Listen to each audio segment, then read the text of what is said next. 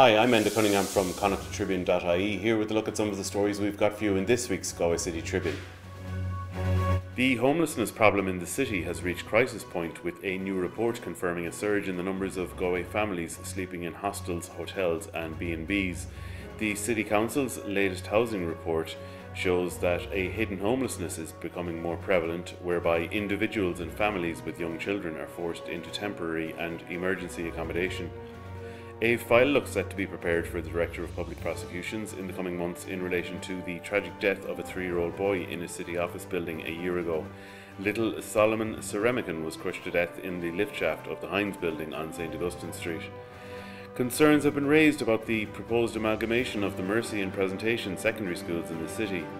A call has been made for proper consultation with parents, as well as an independent review after it emerged a consultancy group came up with 2 different conclusions on the site of the new school. The problem of uncontrolled horses on some city housing estates might be solved by a new initiative aimed at training youngsters in handling and caring for them. The City Council is to establish a horse project, one similar to other initiatives around the country and not unlike the one in Limerick, where horses are housed in stables and youngsters can care for them. We have coverage of the oral hearing into the proposed €126 million redevelopment of Galway Harbour, in which contrasting opinions regarding the potential for flooding are heard.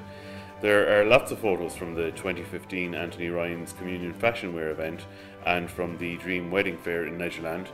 In sport, Connacht face Exeter at the Sports Ground this Sunday in the first of 2 games in 6 days, which will define their season in European competition this year.